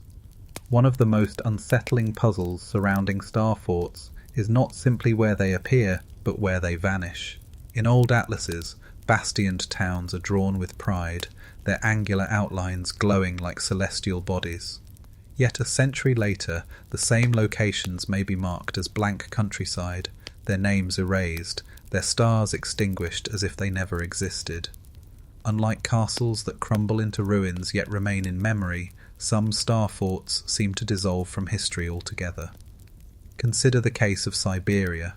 17th century maps show clusters of angular symbols along the Irtysh and Yenisei rivers, fortified settlements supposedly part of Russia's eastward expansion, but later surveys often fail to confirm their presence. When archaeologists search these areas today, they sometimes find traces of earthworks, but in many cases nothing remains. Were these forts destroyed, abandoned, or simply cartographic myths? Scholars still debate whether the vanishings represent real losses or mistakes by early mapmakers, projecting order into the void. Closer to Europe, a similar enigma lies in Poland. Several star-shaped towns appear in 17th century engravings, complete with labelled bastions and moats. Yet by the 18th century, they are omitted from updated charts. Excavations in the regions reveal faint outlines of geometric ramparts beneath farmland, suggesting they once existed. Local folklore describes star villages swallowed by the earth, reinforcing the impression of abrupt disappearance. Quirky stories claim that some were abandoned overnight, their inhabitants leaving without explanation. In the Americas, colonial records mention bastioned forts built deep inland, often to protect trade routes, yet many of these cannot be located today. Fort Caroline in Florida, drawn in the 16th century as a starship aped outpost of the French, has never been definitively identified on the ground. Historians argue over whether it was destroyed by Spanish forces, left to ruin, or perhaps never built as depicted. Scholars still debate whether the repeated vanishings indicate lost structures or imaginative projections by ambitious cartographers. Africa offers further mysteries. A Portuguese star fort once marked near the Congo River mouth is described in 17th century journals, but does not appear in later colonial surveys. No archaeological remains have been identified. Did flooding wash it away? Did locals dismantle its stones for other buildings? Or was it a phantom fort, recorded once and then forgotten? Mainstream historians offer practical explanations: changing borders, decayed materials, the reclassification of settlements. Forts made of timber and earth could vanish quickly once abandoned, leaving little more than vague mounds. Yet the clean erasure from maps, the sudden refusal to even acknowledge their existence, feels more deliberate.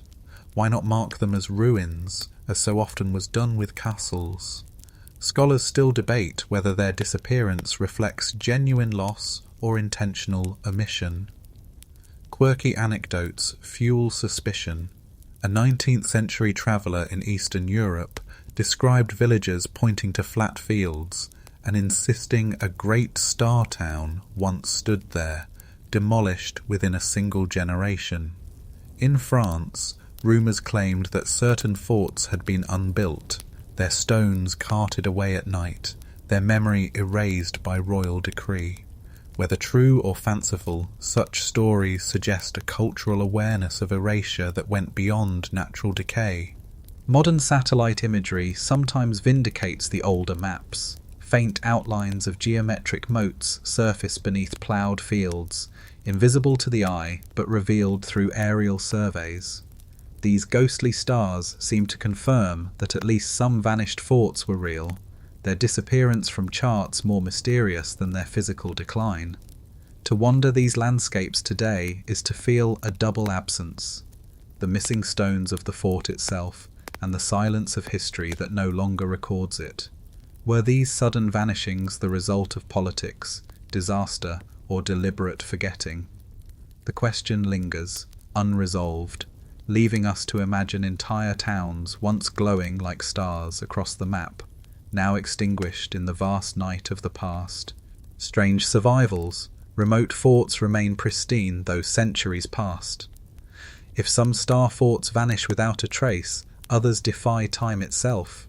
In isolated valleys, on forgotten islands, or hidden within forests, a handful of bastioned structures stand in near-perfect condition, as though centuries of war and weather never touched them. Their survival, often without restoration, raises questions. Why do certain forts crumble into obscurity while others endure like immortal sentinels? Take Goryokaku in Hakodate, Japan. Built in the mid-19th century during the final years of the Tokugawa shogunate, it never endured the sieges it was designed for. Today, its star shape remains crisp, its moats filled, its bastions intact. From above, it looks as though drawn yesterday, a geometry untouched by time. Historians attribute its survival to careful maintenance and later conversion into a park. Yet visitors remark on its eerie perfection, preserved so well it seems to have resisted decay itself. Scholars still debate whether Goryokaku is merely a modern anomaly or part of a larger pattern of strange survivals. In the Caribbean, El Morro in Puerto Rico still stands, with bastions as sharp as when Spain raised them in the 16th century. Despite hurricanes, salt air, and battles, the walls remain stubbornly intact. Quirky local legends claim the fort is protected by saints or by the geometry itself, which somehow deflects decay as it once deflected cannonballs. Engineers credit the thick masonry and continuous upkeep, yet the near-immaculate state of certain bastions feels uncanny compared to the rapid ruin of others. Europe offers similar marvels. In Naarden, the Netherlands, the star-shaped fortifications remain perfectly preserved, their moats filled and their symmetry so precise that they could almost serve as a modern training model. Why Naarden endured so flawlessly, while other Dutch bastions dissolved into marshland, is still discussed among scholars. Was it simply luck and maintenance, or did the geometry itself somehow inspire generations to preserve it? Even in Africa, survivors linger. The Portuguese fort at Mozambique Island retains its star outline despite centuries of exposure to tropical storms. Local traditions describe it as blessed ground, and quirky anecdotes tell of storms veering away from its bastions. Scientific explanations highlight its robust stonework and high position above tides, yet the survival still astonishes when nearby settlements washed away long ago. Mainstream historians stress the practical. Forts that survived did so because they were continuously used, repurposed, or valued as heritage. Those abandoned, by contrast, melted back into the earth. Yet this explanation does not fully address the sense of selective immortality. Why did some forts, equally remote and abandoned, vanish almost overnight, while others remained etched into the landscape with startling clarity? Scholars still debate whether survivals reflect mere coincidence or whether cultural and symbolic factors influenced which structures endured. Quirky modern stories reinforce the mystery. Drone pilots surveying star forts often comment on how certain sites appear cleaner or sharper from the air than expected, as though their lines resist the blurring touch of time. Amateur historians speculate that the fort's geometry creates microclimates, channeling wind and water in ways that preserve their form. Though unproven, the idea adds another layer of intrigue. Perhaps the star itself protects its own. Walking the ramparts of a pristine survivor feels uncanny. Moss grows on the stones, but the bastions remain as deliberate as the day they were laid. The moat reflects the sky, the walls radiate symmetry, and for a moment the sentries collapse. These strange survivals suggest that star forts are not merely relics, but structures with a kind of persistence all their own. Anchors of geometry that resist the erasure of time. Global twins, identical patterns reappear across oceans, centuries apart. One of the most striking features of star forts is not just their beauty, nor even their survival, but their repetition. The same jagged silhouettes appear in Europe, Asia, Africa, and the Americas, almost as if a single blueprint had been carried across oceans and centuries. Historians explain this as the global spread of European military science, but the uncanny resemblance between forts, separated by vast distances, has invited speculation of something deeper, a shared template whose origins remain obscure. Consider the pairing of Palmanova in Italy and Goryo-kaku in Japan. Palmanova was founded in 1593 by Venetian engineers. Goryo-kaku rose more than 2 centuries later in 1855, modelled explicitly on European bastion theory. Yet, when viewed from above, the two are almost twins, their moats radiating outward in near-identical symmetry. Mainstream accounts stress the influence of Dutch military manuals imported to Japan. Still, the sheer fidelity of the design, transplanted so perfectly across cultural and temporal boundaries, feels uncanny. Scholars still debate whether the Japanese engineers simply copied, or whether they intuited something universal about geometry that made the star inevitable. Another echo emerges in the Caribbean. The Castillo de San Marcos in Florida, built by Spain in 1672, mirrors the bastioned forms of Elmina in Ghana, raised by the Portuguese more than a century earlier. Though separated by an ocean, the two share not just angular bastions, but similar orientations toward waterways. Was this a coincidence of function, or evidence that the star design travelled seamlessly between imperial powers? Quirky reports from sailors even claimed the forts spoke the same language, as if their geometry were intelligible across cultural lines. Further afield, parallels appear in India's Goa, where Portuguese star forts echo those in Lisbon almost stone for stone. In Angola, star bastions guard river mouths with layouts nearly identical to those in Brazil. The replication is so consistent that one could overlay maps of forts across continents and find nearly interchangeable patterns. Mainstream historians attribute this to the circulation of engineering handbooks and itinerant military architects. Yet the speed and accuracy of transmission in an age before rapid travel remains surprising. Scholars still debate whether manuals alone explain such uniformity. Quirky legends add to the strangeness. In Siberia, locals tell of Earth stars identical to those drawn on European maps, despite minimal documented contact. In Eastern Europe, villagers once claimed that a vanished star fort in their region matched one in France stone for stone, as though the two had been built from a single plan. Whether coincidence, exaggeration, or hidden tradition, the stories reinforce the sense of global twins. Modern comparisons deepen the mystery. Using satellite imagery, researchers have overlaid star forts from different continents, discovering not only identical proportions but even matching ratios of bastion angles and moat widths. Such precision suggests more than casual imitation. Were engineers across empires rigorously adhering to universal rules, or did they all draw from a root system older than Renaissance Italy? Scholars still debate whether this points to the triumph of science or the survival of forgotten knowledge. To walk the ramparts of such twins is to feel connected across oceans. Stand in Havana and one sees echoes of Lisbon. Stand in Goa and one senses the hand of Europe. Stand in Japan and Venice seems to rise anew. Whether explained by textbooks or mysteries, the repetition of stars across the globe creates the impression of a single civilization, stretching invisibly through time, leaving the same signature wherever it touched. The forts, scattered yet identical, whisper a strange truth. Geometry travels faster than armies, and perhaps more persistently than empires. Their twinship across continents suggests that the star was more than fashion. It was a language spoken in stone, a dialect of power and beauty that may still conceal deeper meanings. Eyes in the sky, aerial views reveal hidden geometries never noticed.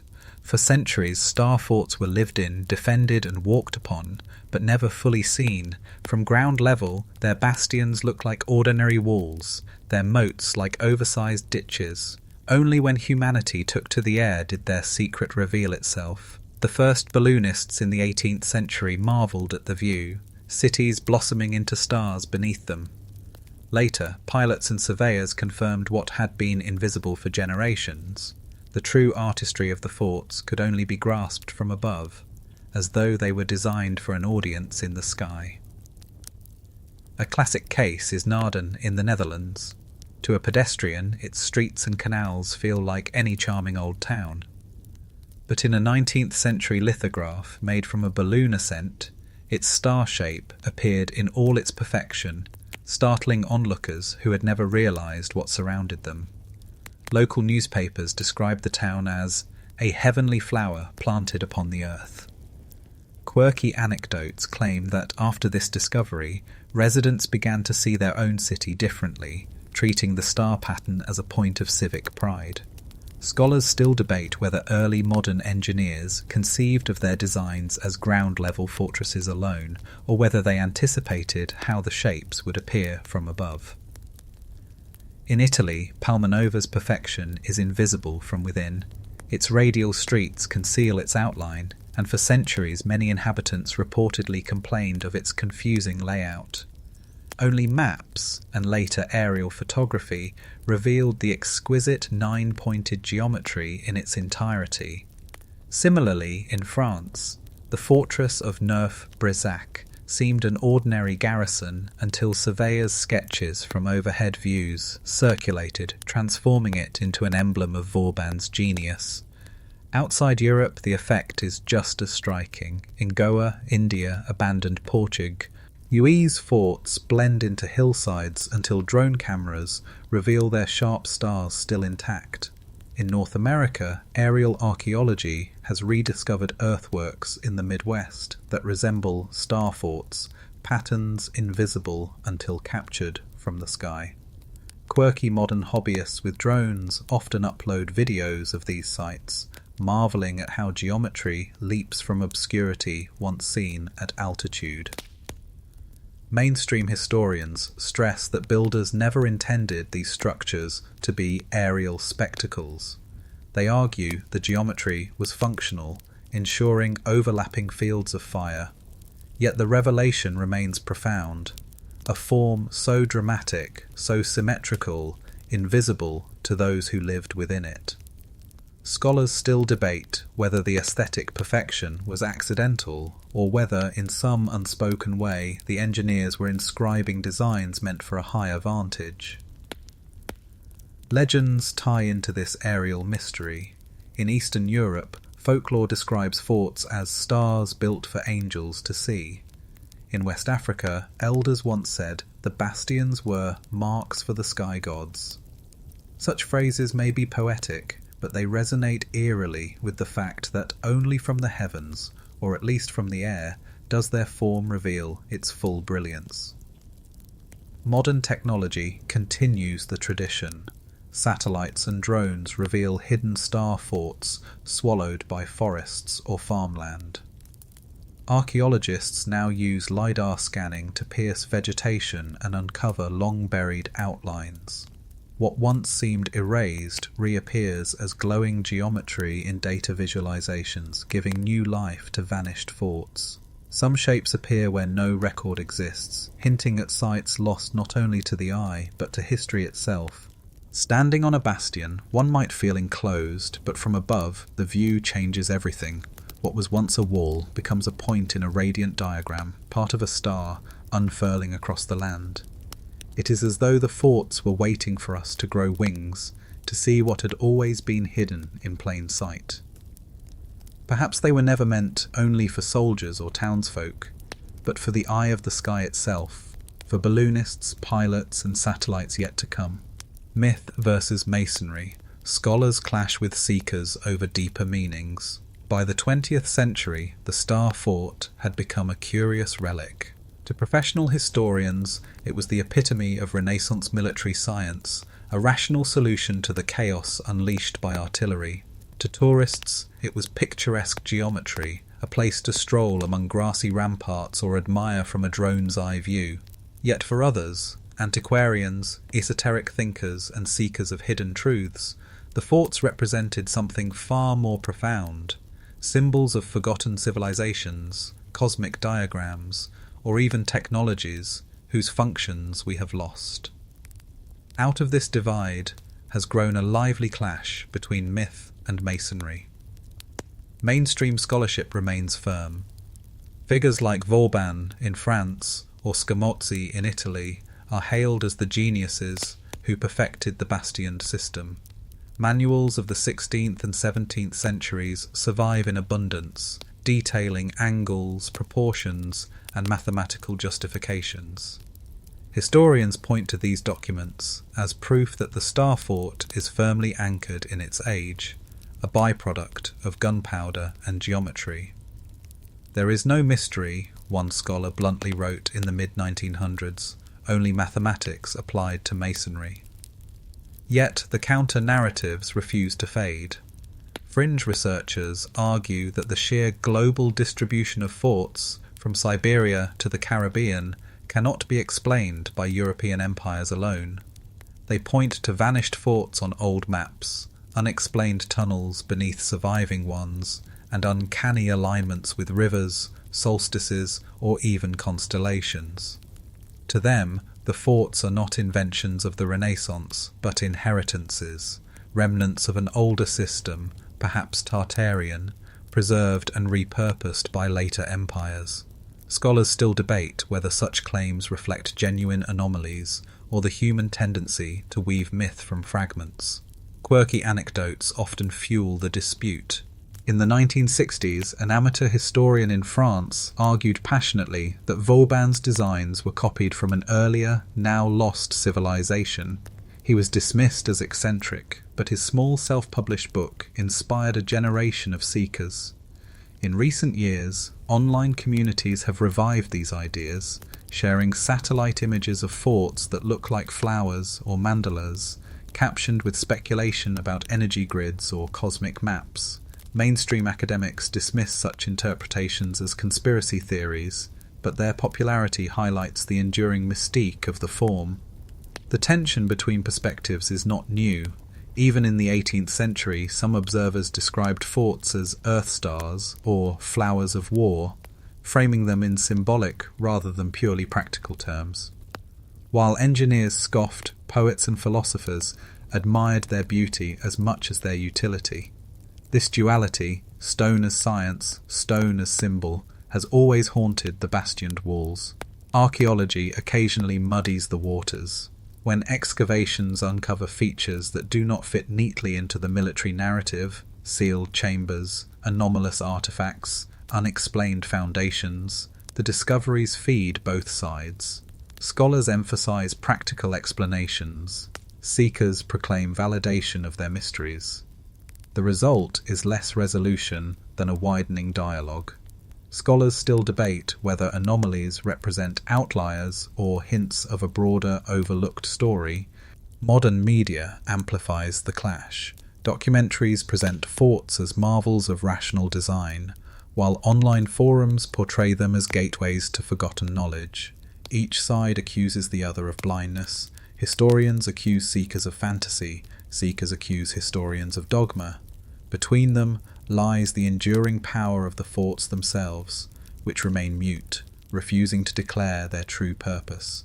Standing within a star fort, one can sense both narratives at once. The angles and bastions clearly embody defensive logic, yet the symmetry and beauty invite interpretations beyond war. Perhaps this tension is the key. The forts endure because they straddle both worlds, pragmatic masonry on one hand, mythic resonance on the other. And so the debate continues, not just between scholars and seekers, but within us all. We are drawn to the solidity of stone, yet tempted by the possibility of secrets beneath it. The forts, radiant in their geometry, accommodate both impulses, reminding us that history often speaks in more than one voice. Memory's erosion. Local names forget their own fortress's purpose. Walk through a modern town that once lay within a star fort, and you may find the geometry still intact, even if the memory is gone. Streets bend at sharp angles, canals arc in concentric rings, and bastions now serve as parks or neighbourhoods. Yet when locals are asked why their town is shaped like a star, many shrug. The story of the fortress has slipped from collective memory, leaving behind a pattern without explanation. Naarden in the Netherlands offers a striking example. Its star-shaped moats and bastions remain pristine, yet for much of the 19th century, residents referred to them simply as the walls, with little awareness of the fortress's greater historical role.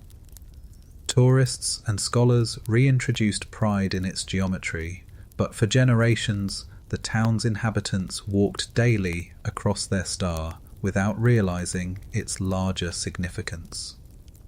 Scholars still debate whether this amnesia reflects the natural fading of military memory or a deeper cultural reluctance to dwell on past empires. In India's coastal forts, locals often renamed the structures in ways that obscured their origins. Portuguese bastions were given Hindu or Islamic names, folding them into existing cultural landscapes.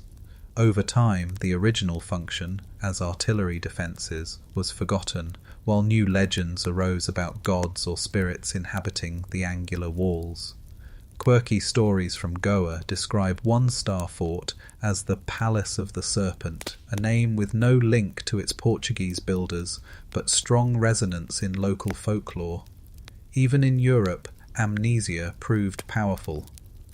At Palmanova in Italy, townsfolk long complained of the city's confusing radial streets, yet few remembered why the plan had been imposed in the first place. A 19th century visitor recorded locals who believed the town was designed like a wheel for beauty, with no mention of military science. Similarly, in Poland, farmers ploughed over the traces of bastioned earthworks, calling them old gardens or fairy rings. The martial origins had dissolved into everyday rural myth. In the Americas, colonial star forts often became forgotten curiosities. In the Caribbean, abandoned forts were referred to simply as old stone houses by later generations. In Florida, the Castillo de San Marcos briefly fell into neglect, its star forgotten until antiquarians revived interest in the 19th century. For locals, the structure was just another ruin, stripped of its symbolic meaning. Mainstream historians point to this erosion of memory as natural. Wars pass, empires fall, and once urgent defences lose relevance. People adapt the space for daily life. Gardens in moats, markets in bastions, homes on ramparts. Over time, the fortress becomes background, its story unspoken. Yet the consistency of this amnesia across continents raises questions. How could something so visually striking be so thoroughly forgotten? Scholars still debate whether the forgetting was simply benign neglect or the result of deliberate efforts to erase uncomfortable pasts. Quirky anecdotes highlight the gap between form and memory. In France, one small town within a star fort held an annual festival on the ramparts, with dancers circling the bastions, yet no one could explain why the walls were shaped that way. In Africa, villagers used abandoned star forts as cattle pens, referring to them only as the big stones. To them, the geometry was invisible, absorbed into the practicalities of daily life. This forgetting is perhaps the strangest mystery of all. For a structure as bold and deliberate as a star fort, one expects eternal recognition. Yet in many places, the star has faded into anonymity, its story lost even as its walls endure. The stones outlive memory, leaving us to rediscover their purpose again and again. Standing on a bastion today, one feels both the weight of history and the silence of forgetting. The geometry remains sharp and undeniable, yet the meaning has drifted away like smoke. In this erosion of memory, we glimpse the fragility of human history itself, always at risk of vanishing, even when carved in stone. Return of the stars. Modern curiosity makes forts shine again. For centuries, many star forts slumbered, forgotten by locals and neglected by nations. Their bastions crumbled into grassy mounds, their moats filled with reeds, their histories blurred into folklore. But in the last 100 years, something remarkable has happened. The stars have returned. Scholars, tourists, and dreamers alike have rediscovered these radiant geometries, breathing new life into structures once consigned to oblivion. The revival began with antiquarians in the 19th century. Enthralled by symmetry and history, they mapped abandoned forts and lobbied to preserve them. In France, Vauban's citadels gained recognition not just as military relics, but as national treasures. By the 20th century, several were declared UNESCO World Heritage Sites, celebrated as masterpieces of design. Similarly, in the Netherlands, Naarden was restored with pride, its star-shaped canals refilled to glimmer once more. Scholars still debate whether this enthusiasm stems from genuine appreciation of military history or from the fort's undeniable visual appeal. Tourism soon followed. Palmanova, once derided by its own residents as a confusing maze, rebranded itself as the Star City, attracting visitors drawn by its perfect geometry. In Japan, Goryokaku was transformed into a public park, its moats lined with cherry blossoms that draw crowds each spring. The fortress, once a stage of civil war, is now a place of beauty and leisure. Quirky accounts even note couples' timing proposals so that photographs capture both blossoms and star-shaped moats, a fusion of romance and geometry. Modern technology has accelerated the return. Aerial photography in the 20th century, and later satellite imagery and drones, revealed forgotten forts hidden under forests and fields. Images of these radiant patterns spread across the internet, captivating new audiences. Online communities share maps of Earth stars, debating their origins with fervour. For some, the rediscovery has rekindled theories of lost civilizations like Tartaria. For others, it is enough simply to marvel at the artistry of the past. In some cases, local pride has surged. Communities once indifferent to their star forts now celebrate them as symbols of identity. Annual festivals are held on ramparts. Museums curate their histories. Artists use them as motifs. In Goa, musicians have staged concerts inside star-shaped courtyards, playing to audiences who gaze as much at the walls as at the performers. In Florida, Castillo de San Marcos is a beloved tourist site. its bastions admired not only for military strength, but for their elegant lines. Quirky modern practices add to the charm. Drone pilots compete to capture the most dramatic overhead shots of star forts. Digital artists overlay constellations onto maps, highlighting the fort's celestial echoes.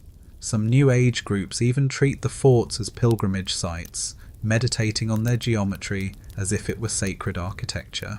Scholars still debate whether such reinterpretations trivialize or enrich our understanding, but they undeniably ensure the forts remain in public consciousness.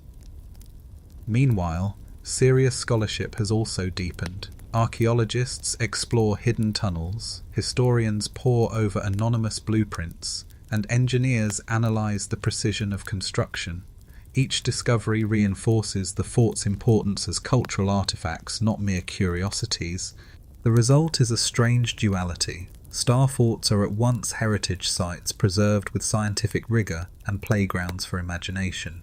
They serve as classrooms for military history and canvases for myth. This dual revival mirrors their dual origins. Practical fortresses on one hand, symbols of mystery and beauty on the other.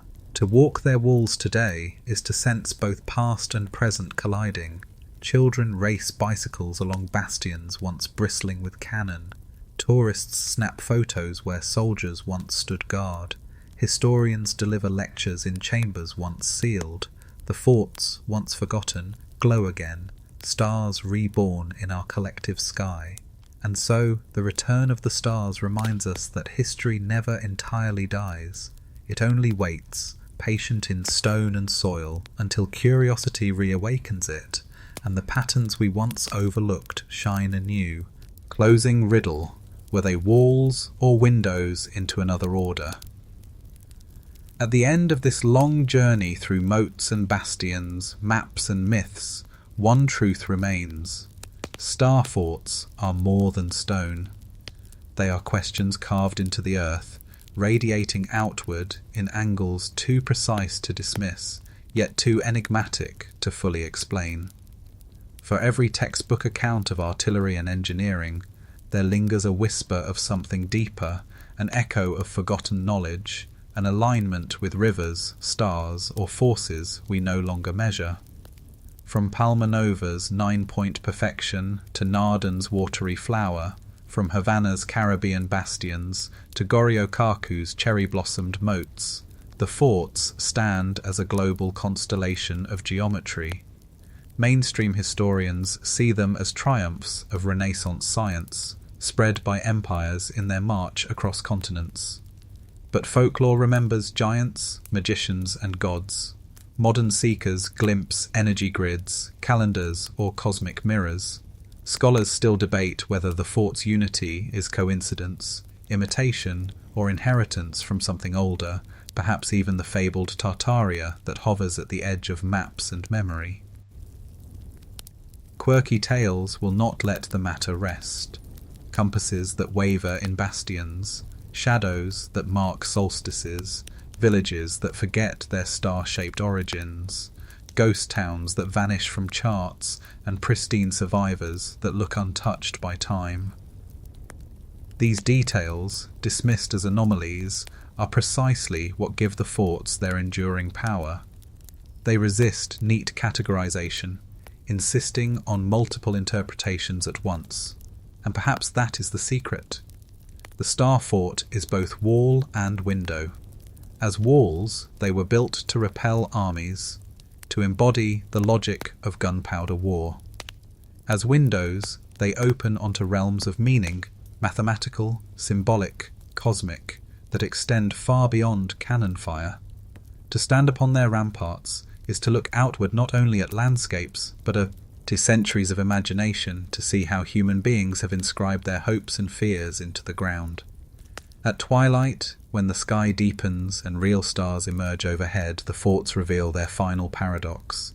The geometry below mirrors the constellations above. Earth and heaven, stone and sky, past and present, all converge in silent dialogue.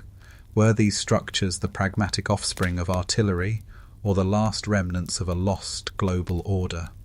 The answer may never be complete, but in their radiant silence, the forts remind us that history is not always about certainty. Sometimes it is about wonder. And so the riddle remains. Are the star forts relics of war, or cosmic signatures of something we can scarcely imagine? The walls endure, mute yet eloquent, inviting us to keep asking, to keep looking skyward and inward for answers. Conclusion. The journey of the star forts takes us across continents and centuries, through the certainties of military history and the uncertainties of myth. They are at once practical and poetic, bastioned walls raised in response to cannon fire, yet also geometric marvels that align with rivers, skies, and imagination. Their ubiquity speaks to empire, but their persistence whispers of something more enduring, a fascination with order, symmetry, and the possibility of hidden knowledge. In the end, whether we see them as the legacy of Renaissance engineers, the echoes of Tartaria, or cosmic mirrors inscribed upon the earth, star forts remain luminous enigmas. They stand in silence, yet continue to speak, through their precision, their beauty, and their mystery. They remind us that history is never a closed book, but a constellation of questions, glowing faintly, waiting for us to trace the lines,